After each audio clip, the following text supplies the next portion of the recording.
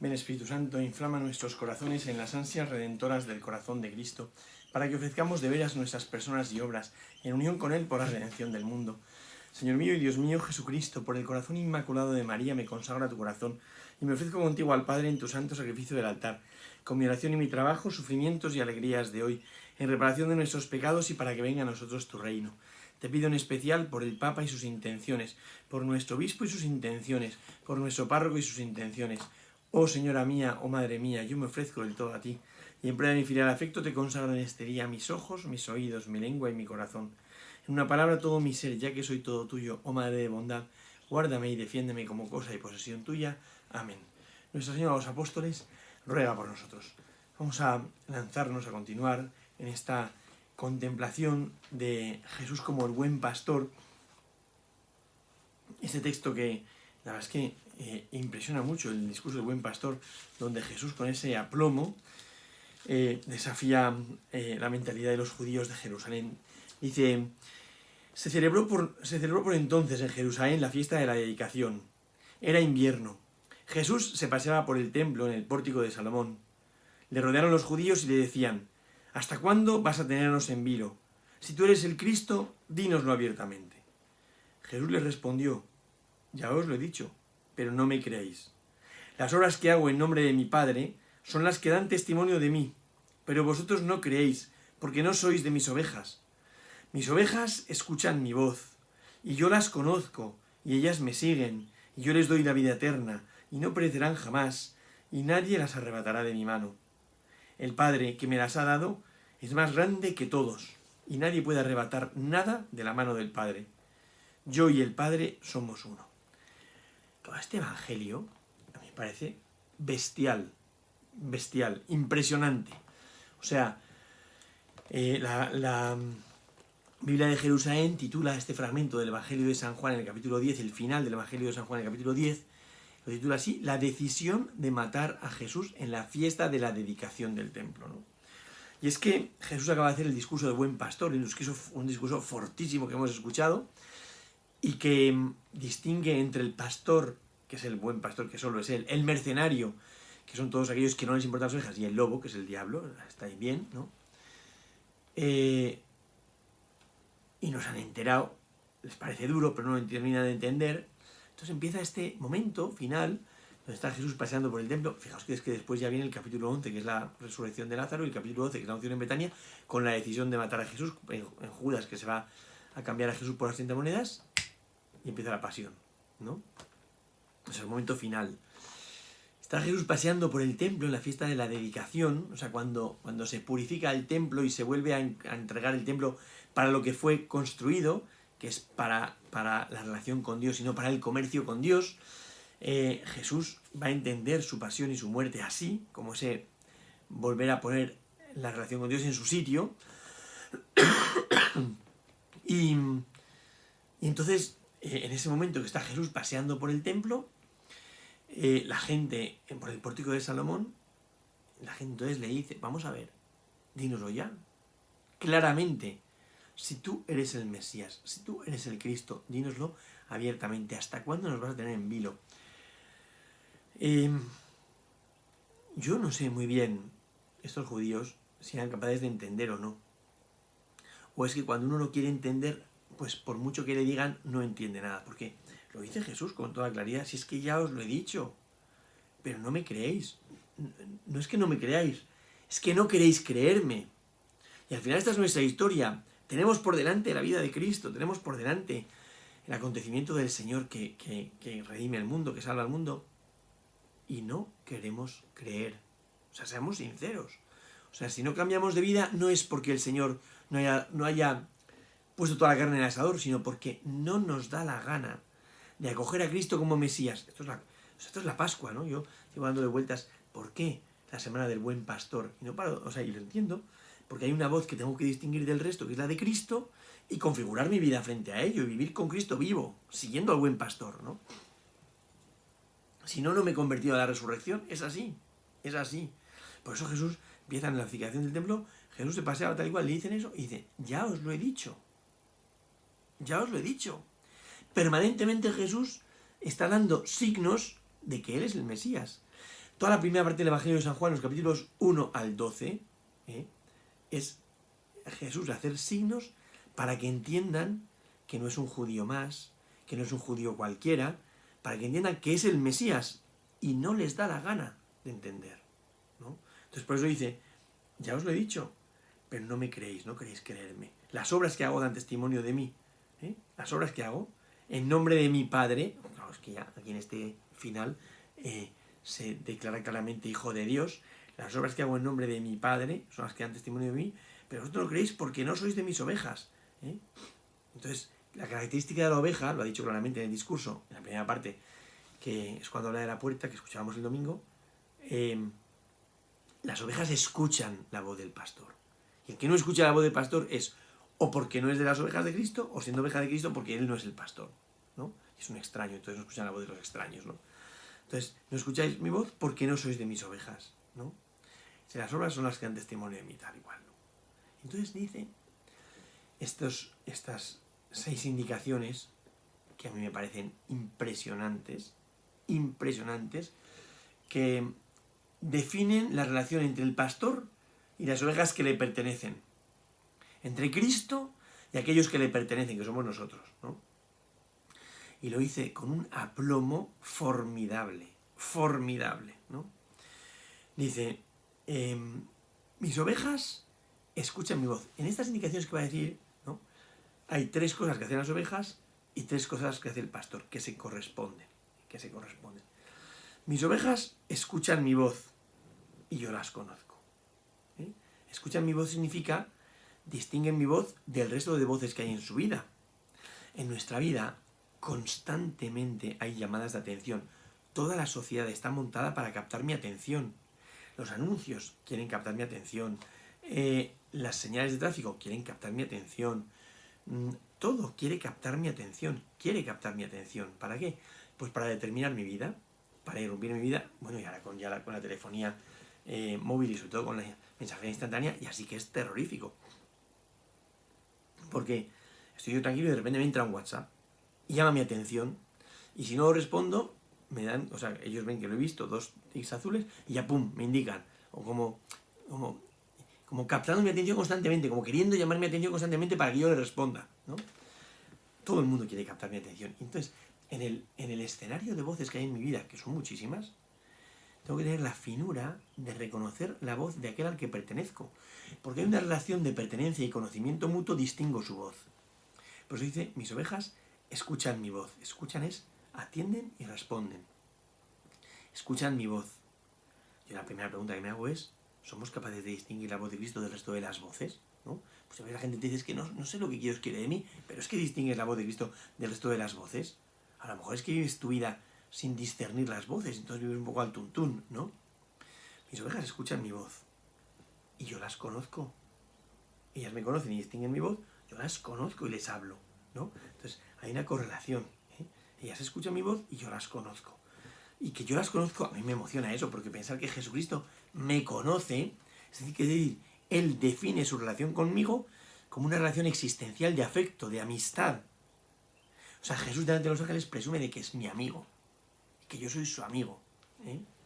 Yo las conozco. Escuchan mi voz y yo las conozco. Ellas me siguen y yo les doy vida eterna. Claro. Al principio, en el discurso de la puerta, dice, el pastor desde la puerta llama a sus ovejas y saca las que son suyas. Y cuando las ha sacado, no las lleva a otro redil. No es las saco de un redil para meterlas en otro, no. Nos saca de ese redil que era la ley y camina delante de nosotros. Entonces, lo característico de la oveja no es que está confinado en un redil, sino que sigue la voz de aquel que conoce. Entonces, el rebaño ya no es los que están dentro de un redil, sino el conjunto de los que escuchan su voz y le siguen. Qué bonito es eso. Eso es la Iglesia. La Iglesia no es aquellos que están dentro de unas normas y unos criterios, sino el conjunto de los llamados por Cristo. Aquellos que cada uno personalmente respondiendo a la voz de Cristo le ha seguido, se da cuenta de que al lado hay otros que también le siguen y forman un rebaño. Pero lo que les identifica es que todos conocen y siguen la voz del pastor. Entonces, mis ovejas escuchan mi voz, me conocen y escuchan mi voz, distinguen mi voz y me escuchan. Yo las conozco, ellas al escuchar mi voz se ponen en camino y me siguen es participan de mi vida, caminan por detrás de mí donde yo he caminado. Como no recordar aquí esa frase de San Juan Crisóstomo que dice que en el laberinto del mundo el cristiano va pisando las huellas de Cristo, y aquello que dice San Ignacio Loyola en los ejercicios espirituales, al hacer la meditación del rey, dice, el cristiano es el que escucha la invitación del rey a conquistar el mundo, y el rey dice, el que quiera seguirme tendrá que vivir como vivo yo, dormir donde duerma yo, comer lo que coma yo, descansar donde descanse yo, etc. Para que siguiéndome la pena me siga en la gloria. Entonces, los que le pertenecen a Cristo somos los que les seguimos, ¿no? Ya mis ovejas escuchan mi voz, yo las conozco, ellas me siguen y yo les doy vida eterna. ¡Qué bonito es esto! Yo les doy vida eterna. Cristo quiere llevarnos al cielo, pero nos da ya vida eterna. Ese conocimiento mutuo y seguimiento implica que hay una relación de afecto que nos une, y en esa unión me comunica vida eterna, me confiere vida eterna. ¡Qué gozada es esto! El Señor me da vida eterna, ¿eh? Me da vida eterna, pero me la da ya. He venido para que tengan vida y vida en plenitud, vida eterna. Eso lo había dicho un poquito antes en el mismo discurso, cuando termina el discurso de la puerta y empieza el del pastor, justo al comienzo, dice, he venido para que tengan vida y vida en plenitud, vida eterna. Entonces, la primera indicación es escuchar porque se conoce, y él también conoce a las ovejas. La segunda es, ellas me siguen y yo les doy vida eterna. ¿Dónde me siguen? A la vida eterna. ¿Dónde me siguen? A la intimidad del Padre. Pero ya desde el comienzo. Comienzo del Evangelio de San Juan, capítulo 1, versículo 19. Empiezan a seguirle, es el Cordero de Dios, tal y cual. Maestro, ¿dónde vives? Venid y lo veréis. Fueron, vieron, se quedaron. ¿Dónde tienes tu morada? ¿Cuál es el secreto de tu vida? ¿De dónde sacas tú esa vida en plenitud? ¿No? Venid y lo veréis. Fueron, vieron, se quedaron. Y entonces esos discípulos empiezan ya a beber de la vida eterna. Nosotros tenemos ya vida eterna. No sé por qué vamos mendigando por todas partes una vida temporal, una vida pasajera. El mundo quiere darnos vida de chuspa, ¿no? Cristo quiere darnos vida eterna. Eterna. ¿Quién tiene vida eterna? ¿Quién quiere otra miseria? ¿No? Y tercero, ¿no? Dice, no perecerán jamás y nadie las arrebatará de mi mano, ¿no? O sea, ellas, porque tienen vida eterna, ya no mueren. Nunca. No perecerán jamás. Y yo las protejo. Nadie las arrebatará de mi mano. Yo las protejo. Ellas no se apartan de la vida y yo las protejo, ¿no? Ellas viven para siempre y yo las protejo. ¡Qué maravilla es esto! Es ese pastor que...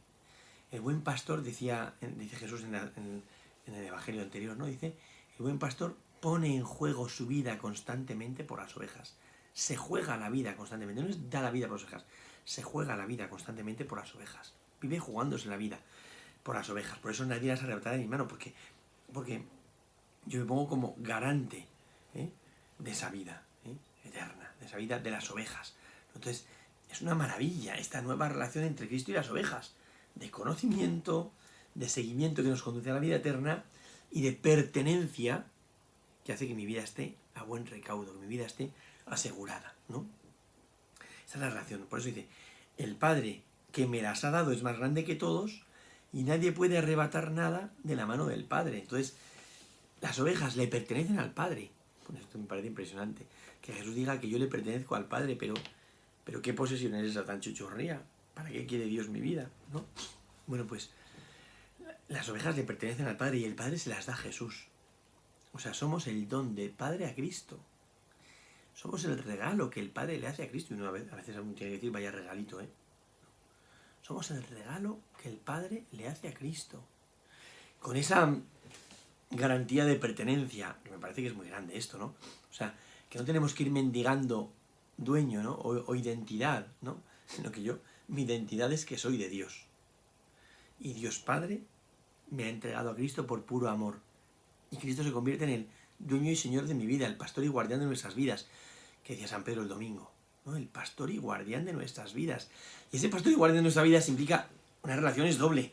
¿Qué tiene que hacer la oveja? ¿Qué tiene que hacer Cristo? La oveja se compromete a ser oveja, Cristo se compromete a ser pastor. Es muy fuerte eso. Que ya lo del Antiguo Testamento, vosotros sois mi pueblo y yo seré vuestro Dios. Vosotros comprometeos a vivir como pueblo, yo me comprometo a vivir como Dios, como vuestro Dios. Entonces, ese ser el pastor, ser el Mesías y Señor, ser el pastor, implica varias cosas. Que Él nos conoce quiere decir que nos distingue a unos de otros, no somos un mogollón para Él, no. Hay un amor que nos distingue, ¿eh? Que nos distingue. En segundo lugar, que esa distinción hace que nos dé vida eterna, se nos comunica dándonos vida eterna. Y en tercer lugar, que garantiza nuestra vida eterna, que hace que nadie las arrebate, ¿eh? Que Él nos posee, que Él nos protege, que Él nos custodia, que Él nos guarda, que Él nos mima, que Él se juega la vida por nosotros. ¿Y a nosotros qué nos toca hacer? Escuchar su voz, y cuanto más la escuchamos, más le conocemos, y más conocemos su voz, más le escuchamos, ¿no? En segundo lugar, seguirle. En tercer lugar, afincarnos o asentarnos en la vida que es Él. No perecerán jamás. No perecerán jamás no se dedicarán a otra cosa que les dé muerte, que es el pecado. No se apartarán de mí voluntariamente, que es el pecado. No serán ovejas rebeldes que se escapan. No. Son ovejas dóciles que quieren estar en el rebaño de Cristo. Es precioso esto, es precioso, ¿no? Y siendo así, pertenecemos a ese rebaño por el cual Jesucristo da la vida, ¿no?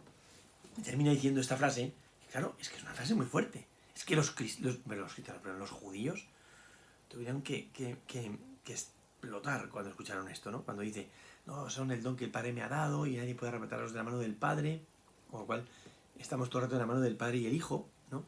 Pasando del Padre al Hijo, ¿no? Y termina diciendo, dice, yo y el Padre somos uno. Esa unión de naturaleza, evidentemente es de naturaleza, ya sabes que Cristo y el Padre son uno, una única naturaleza, es verdad, ¿no?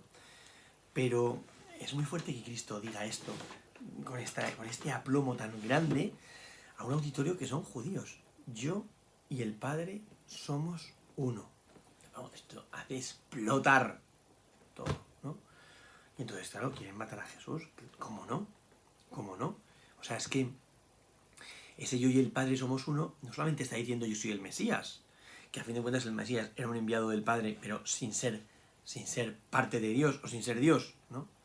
No es que ahora ya no es yo soy el Mesías, ni soy el Hijo de Dios, ni Dios es mi Padre, sino yo soy Dios igual que el Padre, que somos uno.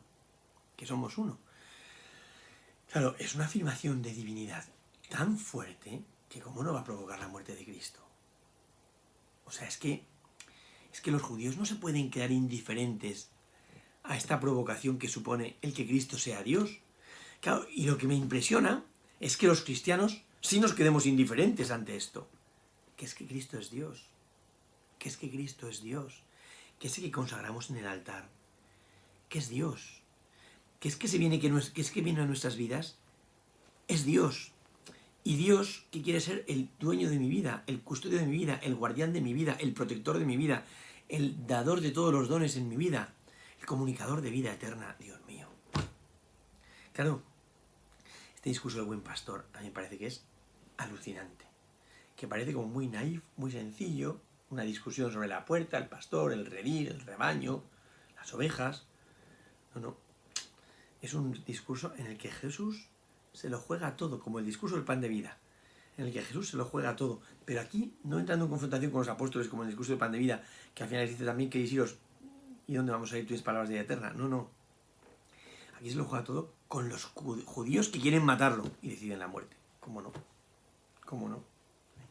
Entonces, es muy fuerte porque el Señor reivindica un papel para Él y para mí brutal, de una pertenencia, una protección, una custodia, una identidad. Es muy grande, ¿no? Entonces, vamos a pedirle al Señor en este día, en esta semana, que vivamos de verdad como ovejas del rebaño de Cristo, como aquellos que escuchan su voz, lo repetirá Jesús al final, ¿no? Todo el que es de la verdad escucha mi voz, ¿no? Entonces, ese es del rebaño de Cristo, es escuchar la voz, ¿no? Y que esa identificación nos lleve a vivir con la seguridad y el orgullo de que Dios se compromete por nosotros y nos custodia, y a la vez con la serenidad, pues, de que Dios lucha por mí. Gloria al Padre, al Hijo y al Espíritu Santo, como era en el principio, ahora y siempre, por los siglos de los siglos. Amén.